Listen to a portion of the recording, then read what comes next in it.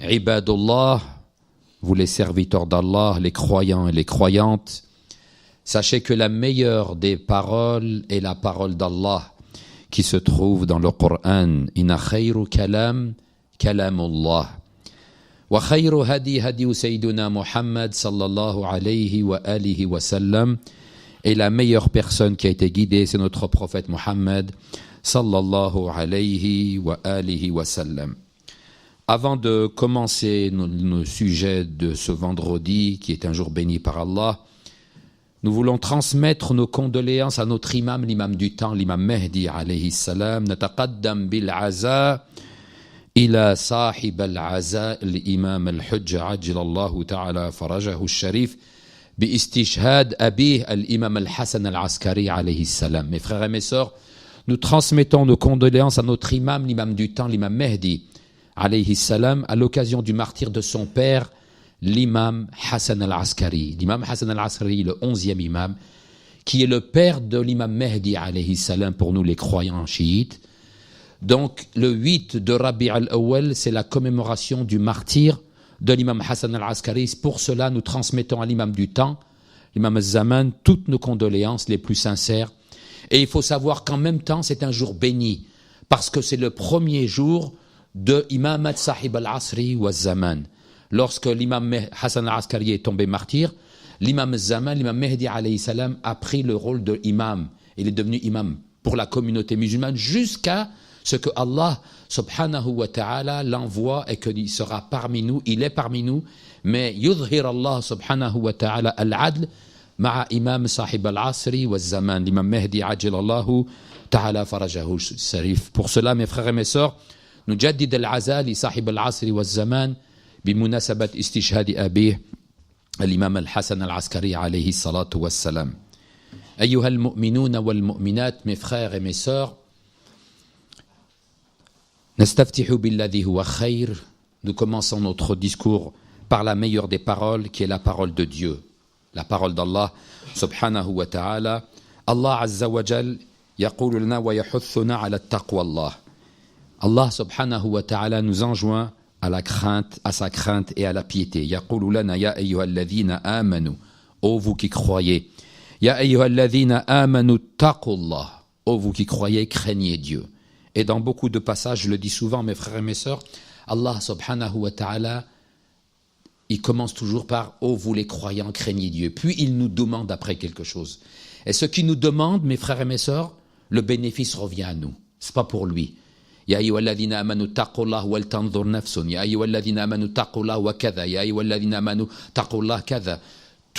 Allah subhanahu wa ta'ala, il commence par nous interpeller à nous les croyants. Oh vous les croyants, craignez Dieu, puis agissez dans tel sens.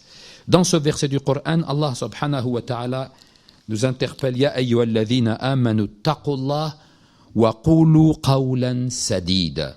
Ô vous les croyants, craignez Dieu et dites des paroles vraies et justes. Dites des paroles vraies et justes. Parce que lorsqu'Allah subhanahu wa ta'ala continue dans le verset du Coran, par la grâce du fait de dire des paroles vraies et justes, lorsque nous parlons et nous disons la vérité, lorsque nous parlons et disons des choses qui sont sensées, il y a une incidence directe, mes frères et mes sœurs, sur nos actions. Ce qui veut dire que nos actions sont rattachées à ce que nous disons. Nous disons et nous faisons. C'est pas nous faisons et nous disons. Nous disons d'abord les choses, puis nous faisons les choses après. C'est pour ça qu'Allah subhanahu wa ta'ala, qu'est-ce qu'il dit? Ya ayyuhalladhina amanu qulu, ô vous les croyants, dites. Il ne dit pas agissez puis après dites. Non, il dit ô vous les croyants, vous les musulmans qui vous dites croyants, je vous demande une chose, qulu qawlan sadida. Dites des paroles vraies, dites des paroles justes. Pourquoi? Yuslih lakum a'malakum. Vos actions, toutes vos actions, la majorité, mes frères et mes sœurs, de nos actions dépendent de ce que nous disons. Et lorsque j'ai lu l'introduction du sujet aujourd'hui, il dit que plus de 30 péchés, pas des petits, des péchés capitaux, dhunub al-kabira, plus de 30 péchés capitaux, on appelle ça en arabe dhunub al-kabira, sont rattachés à quoi? À ce que nous disons. Et on peut les énumérer, et vous connaissez tous les noms de ces péchés-là, la médisance, le colportage, le mensonge, la calomnie, etc. Vous trouvez une liste, il y a plus de 30 péchés qui sont rattachés à quoi? À ce que nous disons, donc la langue. La langue, pour chacun d'entre nous, c'est primordial. C'est pour ça qu'Allah subhanahu wa ta'ala, il dit « Ya ayyuhalladhina amanu taqullah wa qulu qawlan sadida » ô vous les croyants, craignez Dieu et dites des paroles justes. Dites des paroles, des vraies paroles justes. Ne mentez pas. « Yuslih lakum a'malakum » il dit pas « a'malakum ». « A'malakum » c'est plus. « Yuslih lakum a'malakum » puis « wa yaghfir lakum dhunubakum » grâce au fait de dire des paroles vraies, des paroles justes, des paroles sensées, Allah subhanahu wa ta'ala, bi barakat hadha al-lisan, alladhi yaqulu as-sidq, alladhi la yakdhib, alladhi yaqul illa al-kalam al-husna, il dit grâce à ces paroles, Allah subhanahu wa ta'ala, yuslih lakum a'malakum. Vos actions deviennent des actions qui sont agréées par Dieu. Donc l'importance de ce que nous disons. Nos actions sont agréées par Dieu parce que nos actions sont rattachées, comme je l'ai dit juste auparavant, à ce que nous disons. وَيَغْفِرْ لَكُمْ ذُنُوبَكُمْ. Non seulement nos actions, mes frères et mes sœurs, Allah subhanahu wa ta'ala les agrée, les approuve, grâce à ce que nous disons, puis en même temps, il nous pardonne. Par la grâce de ce que nous disons, par la grâce des paroles justes que nous prononçons, il nous pardonne. Dans d'autres versets du Coran, Allah subhanahu wa ta'ala yaqulu lana ya ayyuhalladhina amanu taqullah wa qulu linnasi husna dans un autre verset. Ô vous les gens, vous quand vous parlez, dites aux gens parce que nous parlons pas tout seuls. Moi je me mets pas devant la glace, je suis pas fou, je me mets pas devant un miroir et je parle tout seul. Quand je parle avec ma femme, je parle avec mes enfants, je parle avec mes voisins, je parle dans mon travail. C'est-à-dire, je parle avec les gens différents. Qu'ils soient musulmans ou non musulmans, je parle avec les personnes. Alors le Coran nous dit « Wa qulu pas lil mu'minin » pas simplement les croyants, non, à tous les êtres humains, à chaque personne, quand vous parlez, dites des paroles justes. « Wa qulu linnas » c'est le Coran, mes frères et mes sœurs. وَقُولُوا لِلنَّاسِ حُسْنًا. Husna, c'est quoi? Le bien. Dites, quand vous parlez aux gens, quels qu'ils soient, parlez bien. N'ayez pas un langage grossier. Réfléchissez à ce que vous dites. L'imam Hassan al-Askari, alayhi salam, je profite de son martyre pour dire un hadith qui est rapporté par l'imam, le 11e imam, l'imam Hassan al-Askari, le père de l'imam Mahdi, alayhi salam, يقول l'imam عليه السلام l'imam Hassan al-Askari يقول قولوا للناس حسنا. Dites aux gens des bonnes paroles. Dites aux gens, comme le verset du Coran, dites aux gens des bonnes paroles. مؤمنهم ومخالفهم. Que ce soit les gens qui sont croyants comme vous, ou que ce soit les gens qui ne sont pas d'accord avec vous. Pas simplement dans la foi, pas simplement dans l'islam. Mukhalifim, celui qui n'est pas d'accord avec toi. Tu ne peux pas être d'accord avec tout le monde. Et tu ne peux pas tenir un langage doux avec les musulmans et violent et méchant avec les non-musulmans. L'imam, il dit pas ça. Il dit « Qulu linnas ». C'est le testament de notre imam. « Qulu linnasi husnan, mu'minihim wa mukhalifihim ». Qu'ils soient musulmans comme toi, croyants comme toi ou non. Tu ne dois pas faire différence quand tu parles avec quelqu'un. Tu dois respecter, tu dois tenir de bonnes paroles, tu dois bien parler. Mu'minihim wa mukhalifihim. Si ce soit nous les musulmans, qu'on est chiites et les autres sunnites, ou que ce soit les musulmans en général avec les non-musulmans, on doit bien parler. C'est pas nous les chiites, on parle bien entre nous, on voit nos frères sunnites, on parle mal avec eux. C'est ça l'islam? Non. C'est pas ce que disent nos imams, alayhim as-salatu was-salam. Nos imams insistent de dire de bonnes paroles, de paroles justes, des paroles vraies, que ce soit avec les croyants ou que ce soit avec les non-croyants. Fa mu'minihim wa mukhalifihim. Et il dit notre imam, l'imam Hassan al-Askari, amma al-mu'minun, si tu es avec un croyant comme toi, comment se concrétise le fait de dire des bonnes paroles. فَيُبْسِطْ لَهُمْ بِوَجْهِهِ.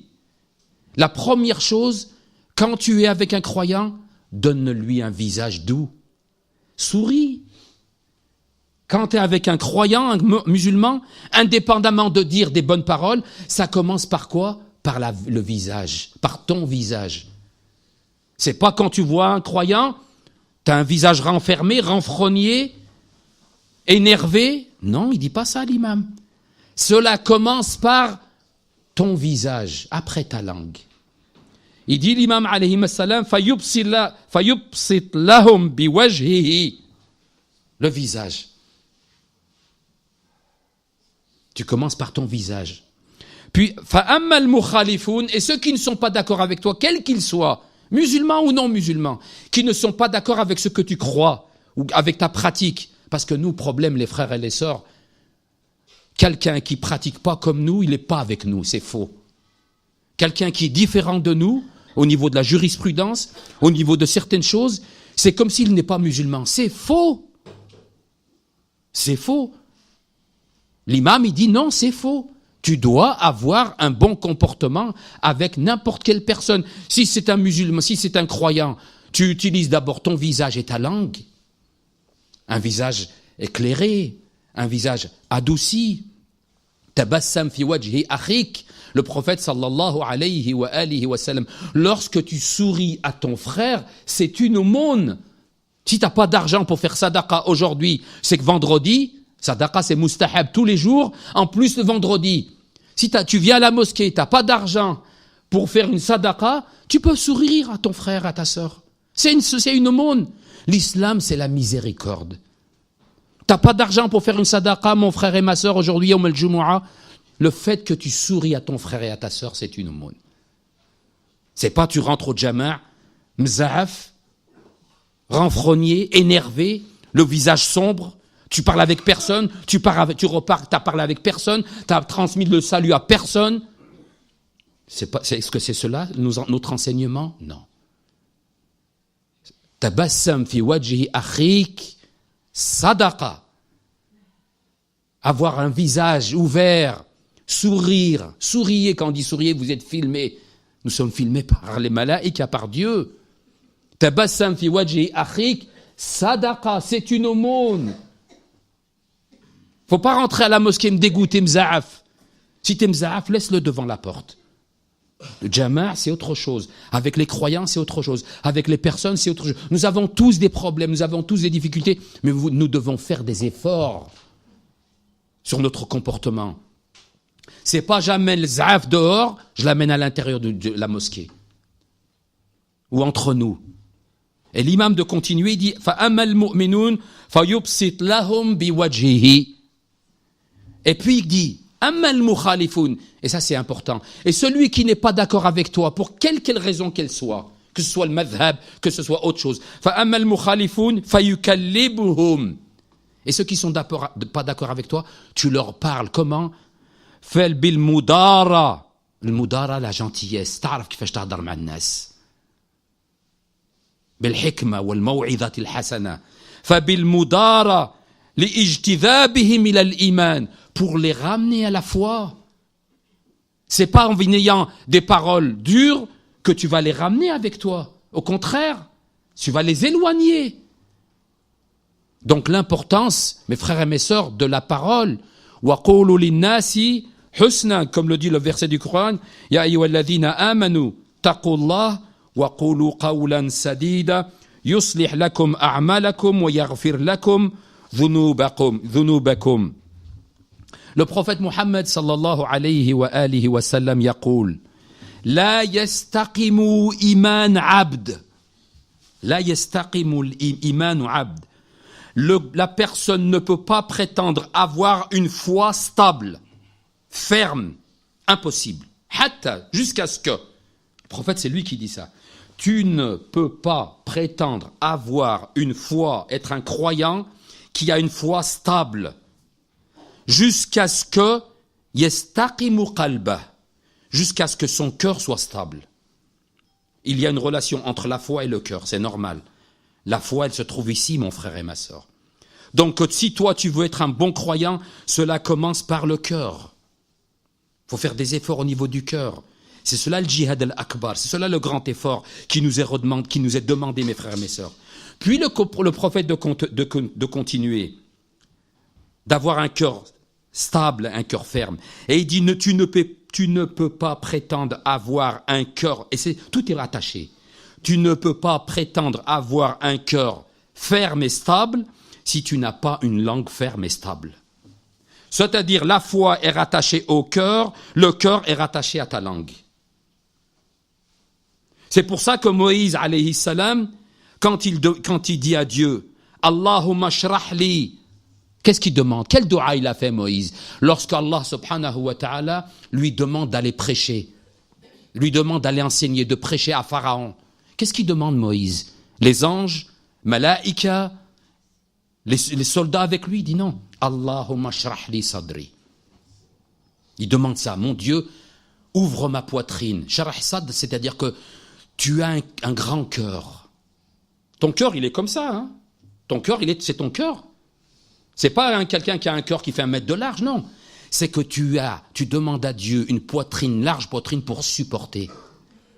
Supporter. Plus tu supportes, plus on dit hadha al-insan qalbu wasi'. Pourtant, c'est le même cœur, on a tous le même cœur, la même grosseur. Mais quand on demande à Dieu, Ya Rabbi, ashrah li sadri, mon Dieu, donne-moi un cœur, une poitrine large. Pourquoi? C'est que plus la poitrine est large, plus elle est susceptible de supporter quoi? Les difficultés de la vie. Et là, Moïse, c'est les difficultés de la révélation qu'il doit supporter et qu'il doit enseigner. Allahumma shrah li sadri, il demande Moïse. Wa yassir li amri.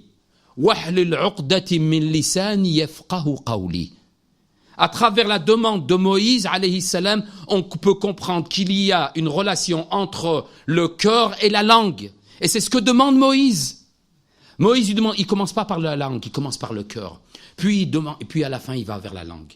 Allahumma shrah li sadri wa yassir li amri wahlul 'uqdatin min lisani yafqahu qawli. Et c'est ce que dit le prophète, alayhi salatu wassalam, dans le hadith que je vous ai cité auparavant, où il dit « La yastaqimu imanu abd, hatta yastaqimu qalbah, wa la yastaqimu qalbuhu, hatta yastaqimu lisana. » Hatta yastaqimu lisanahu. Il y avait une petite histoire, une anecdote, une histoire avec qui? Avec Luqman. Luqman, dans le Coran, mes frères et mes sœurs, on appelle Luqman al-Hakim, c'est pas un prophète. Mais c'est quelqu'un qui détenait la sagesse. Et dans le Coran al-Karim, il y a beaucoup de versets, plusieurs versets, où Allah subhanahu wa ta'ala parle de Luqman, étant le Luqman al-Hakim, Luqman le sage. Et Luqman, avant, c'était un serviteur. Kana abd min ibd. Abd, quand on parle de abd, c'est un serviteur. Il était au service de son maître. Wa ma kansh mawla, kan abdan inda mawlah. C'est un serviteur, vous savez, avant les gens, ils avaient des esclaves. Ils avaient des serviteurs qui travaillaient pour eux. Pour la nourriture, pour nettoyer la maison, pour les différents services de la maison. Un jour, son maître demande à Luqman, qui était son serviteur, il lui dit « Égorge-moi un mouton. Et quand tu m'égorges un mouton, je veux que tu m'amènes la meilleure part. La meilleure part de ce mouton. » Luqman, alayhi salam, qui était serviteur, il prend le mouton, il égorge le mouton, et qu'est-ce qu'il lui amène? Le cœur et la langue. Il lui amène le cœur et il lui amène la langue. Son serviteur, il lui dit, c'est les meilleures parts? Il lui dit, oui, c'est les meilleures parts. Le cœur et la langue, c'est les meilleures parts. Quelque temps plus tard, son maître lui demande d'égorger quoi? Un mouton. Il égorge un mouton et lui dit, je te demande de m'amener les plus mauvaises parts. Akhbath al-a'dha fi hadhihi ash-shah. Luqman, il y va, le hakim, le sage, quand il détenait la sagesse. Il égorge le mouton et il lui amène les pires parties qui sont quoi? Le cœur et la langue. Alors le maître ne comprend pas. Il lui dit, la première fois, je t'ai dit de m'amener les meilleures parties, tu m'amènes le cœur et la langue. La deuxième fois, je te demande de m'amener les pires parties, tu m'amènes le cœur et la langue. Qu'est-ce qu'il lui dit, Luqman al-Hakim? Il lui dit, Inna al-qalbi wal-lisan, idha tahara, fahuma atyab min kulli shay, wa idha khabatha, kana akhbath min kulli shay. Le cœur et la langue, s'ils sont purs, c'est mieux que toute chose. Mais si le cœur et la langue sont pourris, tu ne trouves pas plus pourri que ça. Donc, qu'est-ce qui est rattaché, mes frères et mes sœurs, à cela? C'est pour ça que les sages et les ulama de l'akhlaq, ils disent que innal insan aktharu a'dha al-badan wa aktharu al-wasa'il ta'thiran fi at-ta'a wal-hidayah was-salah wa fi al-waqt nafsuh. Il dit la langue, selon comment elle est utilisée, elle peut être un organe qui te montre et qui t'amène dans les félicités, et il peut être un organe qui te fait descendre asfala safilin. D'où l'histoire de Luqman alayhi salam.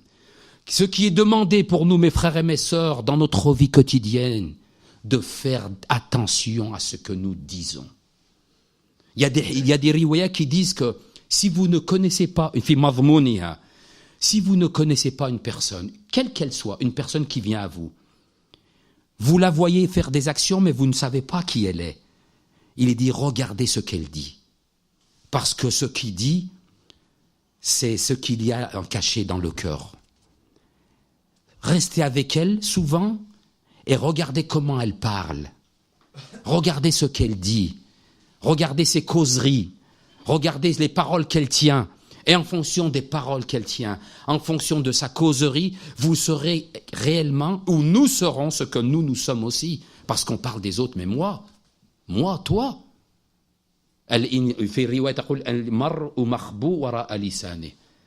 Nous sommes, notre personnalité, elle est cachée derrière quoi? Derrière notre langue. C'est pour ça que le Coran, il nous met en garde. Le jour du jugement dernier, la balance, c'est quoi? Le malaïka, il se trouve où? Ma yalfidhu min qawl. Il n'y a pas une parole, c'est le Coran qui dit, mes frères et mes sœurs. Ma yalfidhu min qawlin illa ladayhi raqibun atid. Chaque parole qui est dite est inscrite. Vous avez peut-être un délai, mais si on ne se repent pas, cette parole est inscrite. Elle est inscrite dans ce livre, dans le livre de nos actions. Et nos actions le jour du jugement dernier, mes frères et mes sœurs, nos actions le jour du jugement dernier, lorsqu'on va nous amener quoi? Notre livre. La grande majorité des actions, des mauvaises actions, qui font pencher de la balance d'un côté ou de l'autre, en bien ou en mal, c'est la langue. La majeure partie de nos actions qui fera pencher d'un côté ou de l'autre est rattachée à ce que nous avons dit. C'est pour ça que lorsqu'on va nous donner notre livre à lire, le jour du jugement dernier, mes frères et mes sœurs, on va nous amener notre livre, on va nous dire « Iqra kitabaka » lis ton livre. Et lorsque tu vas lire ton livre, tu vas être étonné de voir toutes ces choses qui sont inscrites à l'intérieur, des choses que tu fais même pas attention, tellement que tu parles, tellement que tu dis. Et tellement que tu parles sans faire attention. Et tu vas poser, tu vas dire, Ya Rabbi, c'est pas mon livre. J'ai pas dit ça. Mali hadha al-kitab. Qu'est-ce que c'est ce livre-là, le jour du jugement dernier? Mali hadha al-kitab, la yuradiru saghiratan, wala kabiratan illa ahsaha. Quel est ce livre qui ne laisse rien passer? Que ce soit une grande faute, une grande action, ou que ce soit la parole futile. La yuradiru saghiratan wala kabiratan illa ahsaha. La réponse, elle vient de Dieu. Wa wajadu ma amilu hadiran wala yadhlimu rabbuka ahada. Wa wajadu ma amilu hadiran. Tu trouves ce que tu as planté. Tu trouves ce que tu as semé. Wala yadhlimu rabbuka ahada. Et Dieu est injuste envers personne. Inna asdaqa al-hadith kitab Allah al-aziz. A'udhu billahi minash shaytan ar-rajim. بسم الله الرحمن الرحيم والعصر إن الإنسان لفي خسر إلا الذين آمنوا وعملوا الصالحات وتواصوا بالحق وتواصوا بالصبر.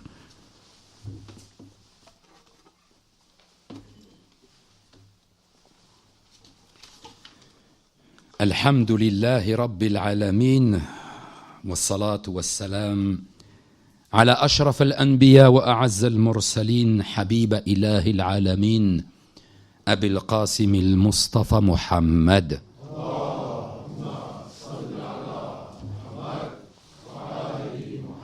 صلى الله عليه وعلى آله الطيبين الطاهرين المعصومين وصحبه المنتجبين وعلى جميع أنبياء الله والمرسلين. ما بعد، نشهد أن لا إله إلا الله وحده لا شريك له ونشهد أن محمدا عبده ورسوله أرسله بالهدى ودين الحق ليظهره على دين كله ولو كره المشركون.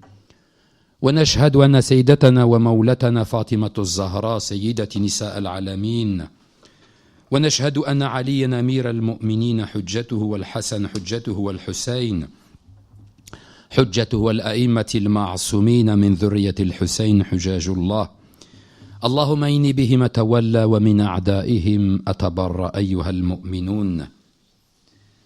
نحن نعيش أجواء شهر ربيع الأول. Nous vivons pendant ces jours-ci le début du mois de Rabi' al-Awwal. Et en introduction, le 8 de Rabi' al-Awwal, c'est le martyr de l'imam Hassan al-Askari alayhi salam, qui est le père de l'imam Mahdi alayhi salam. Et aujourd'hui, c'est le premier jour de Imamat Sahib al-Asri wa Zaman. Puis dans quelques jours, nous allons commémorer un grand événement. Et ce grand événement, c'est la naissance de notre prophète Muhammad sallallahu alayhi wa alihi wa sallam, Mawlid al-Nabi. Mawlid al-Nabi, la naissance du prophète, qui selon les dates, que ce soit le 12 de Rabi' al-Awwal, que ce soit le 17 de Rabi' al-Awwal. Chez nos frères sunnites, c'est le 12, chez nous les chiites, c'est le 17. Il y a même des versions chez les chiites qui disent le 12. Dans tous les cas, si c'est le 17 de Rabi' al-Awwal, Inch'Allah, la commémoration se fera le samedi prochain, Inch'Allah. On fera transmettre à tous les frères et sœurs à travers les réseaux sociaux la date et l'heure et le programme de la commémoration de la naissance du prophète Mohammed sallallahu alayhi wa alihi wa sallam, car c'est un jour de joie. Vous savez, la naissance du prophète, c'est un jour béni par Allah subhanahu wa ta'ala. C'est le jour où Allah subhanahu wa ta'ala, par l'intermédiaire de notre prophète Mohammed sallallahu alayhi wa sallam, par sa naissance, c'est la lumière, c'est Nour. C'est Nour pas simplement pour nous les musulmans, c'est Nour pour l'humanité entière. وَمَا أَرْسَلْنَاكَ إِلَى رَحْمَةً لِلْعَالَمِينَ. هذه الرحمة, cette miséricorde, faut la partager. Commencez par la partager chez vous, mes frères et mes sœurs, avec votre femme, avec vos enfants. Vous pouvez décorer votre maison, il ne faut pas attendre le 25 décembre, il ne faut pas attendre la naissance de Jésus. Je ne vais pas vous dire de mettre un sapin, ce n'est pas le moment, mais vraiment, c'est important de commémorer cette commémoration à la maison avec les enfants. Il faut que les enfants voient qu'à la maison, ce jour-là, ce n'est pas pareil. Il ne faut pas attendre le 25 décembre pour dire à mes enfants, oui, nous les musulmans, oui, mais on est malins, nous les musulmans. Hein. Parce que quand c'est Jésus, oui, on dit, mais c'est un prophète Jésus. D'accord, c'est un prophète Jésus. Mais ton prophète à toi, c'est Mohammed sallallahu alayhi wa sallam. Il ne faut pas se cacher, même si vous faites quelque chose pour Jésus, ala ra'si wa aini, ou un nabi min anbiya'illah. Mais avant toute chose, Rasulullah sallallahu alayhi wa sallam. Il faut décorer votre maison, il faut faire un repas, il faut faire quelque chose, il faut faire même des petits cadeaux pour vos enfants.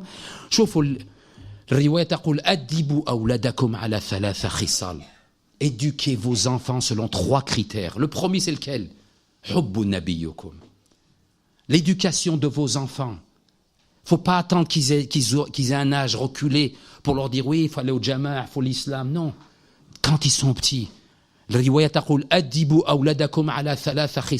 Éduquez vos enfants selon 3 critères nécessaires. La première, hubbu nabiyukum.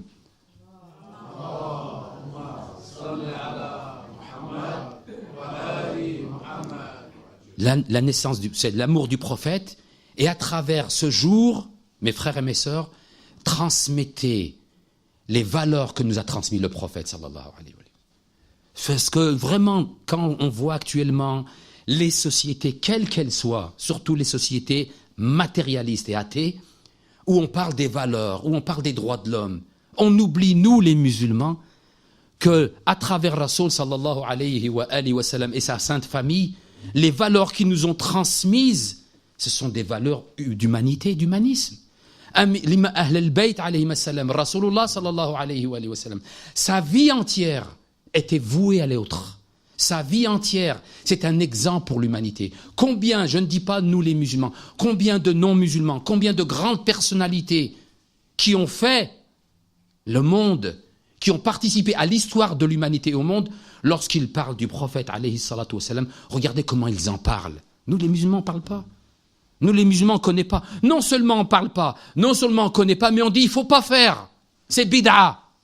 Tu trouves maintenant dans les mosquées, tu trouves maintenant dans les mambars des savants, des pseudo-savants qui disent il ne faut pas faire Mawlud al-Nabi, c'est bid'a. Mais quand c'est le roi, Monsieur Ben Salman, ou quand c'est leur président, ou quand c'est leur roi, tu fais une fête. Mais quelle fête? L'Arabie Saoudite, la fête du roi, ça coûte des milliards. Vous regardez en Arabie Saoudite, mes frères et mes sœurs, lorsqu'ils dansent avec l'épée, regardez les banquets, regardez ce qu'ils font et ce qu'ils dépensent pour le roi qui est un simple mortel, sans dire aller plus loin. Mais Rasulullah, sallallahu alayhi wa alihi wa sallam, il te dit non, c'est bid'a, faut pas parler. Et malheureusement, les musulmans faibles, nous en Europe ou en Occident ou dans les mosquées, les musulmans faibles, t'entendent dire non. Une fois j'ai dit à mon fils, à l'école, je demande à tes copains s'ils font Mawlid al-Nabi. Il a été demandé, oui, vous faites Mawlid, non, c'est bid'a. À un âge 14-15 ans, il ne connaît rien de l'islam. Il ne connaît pas l'islam à 14-15 ans. Qu'est-ce qu'il connaît? Si, salat, ramadan, al-hajj, des choses comme ça. Mais l'islam, il ne connaît pas l'islam. Qu'est-ce qu'on lui dit? Mawlid al-Nabi, bid'a. Il n'y a pas d'autre chose à faire que de dire que Mawlid al-Nabi c'est bid'a. Il n'y a pas d'autre chose à éduquer, à expliquer, à enseigner que de dire Mawlid al-Nabi c'est bid'a. Alors que mes frères, pas simplement maintenant, 20e ou 21e siècle, dans les siècles qui nous ont précédés, Mawlid al-Nabi a toujours existé. C'est simplement les wahhabites qui l'ont interdit. C'est les wahhabites qui disent, faut pas faire, c'est bid'a haram. Tu fais quelque chose. Et nous, quand on fait Mawlid al-Nabi, mes frères et mes sœurs, à la mosquée ou à la maison, qu'est-ce qu'on fait? On fait haram, on met le Coran, on met les chants religieux, on fait des sadaqas, on fait des douas. À travers Mawlid al-Nabi, c'est fadhakkir fa inna dhikra tanfa'ul mu'minin. Il y a un rappel à Dieu, tous les rappels sont bons. Le Coran il dit wa man yu'azzim sha'air Allah fa innaha min taqwal qulub. Celui qui prend en considération le fait divin et qui est rattaché à Dieu, c'est un signe de piété et d'amour. Comment toi, mon frère et ma sœur, tu manifestes ton amour avec ton prophète si tu ne sais même pas quand est-ce qu'il est né et quand est-ce qu'il est décédé? Je parle avec des frères, nos frères sunnites, je dis, tu sais quand est-ce qu'il est décédé le prophète? Je ne sais pas. Je ne sais pas moi quand est-ce qu'il est mort le prophète. C'est quand? Je dis, il y a une semaine, frère. Il y a une semaine, 10 jours. Vous parlez du sunnah. Masha'Allah, sunnat al-Rasoul. Sunnah, tu sais pas quand est-ce que le prophète il est enterré, il est décédé. Tu sais pas quand est-ce que le prophète il est né. Tu veux rien faire sur Rasulullah. Quel lien? Moi, mon fils, ou ma fille, ou mon père, ou ma mère, je sais quand est-ce qu'il est mort. Je fais sadaqa pour mon père et ma mère, oui. Je fais dua quand je vais à la mosquée pour mon père et ma mère, oui. Tu fais dua pour Rasulullah, tu fais ziyara pour Rasulullah. Ils ne font pas ziyara comme nous. Assalamu alayki ya Rasulullah. Il faut aller à Médine. Tu peux faire ziyara, salam ala Rasul.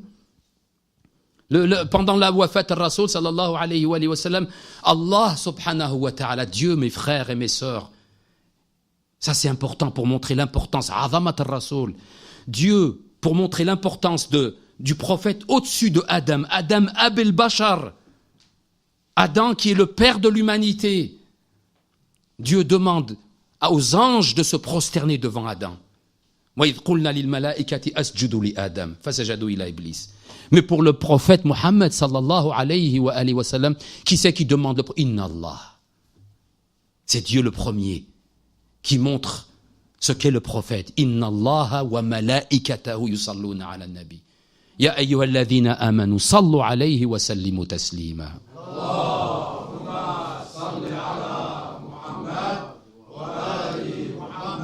Et vous savez, à travers cette commémoration, c'est la commémoration de l'unité des musulmans. Pourquoi j'ai dit au début le 12 et j'ai dit le 17? Il y a 2 dates. C'est pas grave, parce que nous, les musulmans, quand il y a une date, un jour d'écart, on fait l'Aïd. On ne va pas se focaliser sur la naissance. On va se focaliser sur... On n'a pas la même date. Eux, ils font le 12, nous, on fait le 17. Vous savez, le fondateur de la République islamique d'Iran, l'imam Khomeini, rahmatullah alayh, pourquoi on fait dua pour l'imam? Parce que c'est un grand homme, l'imam.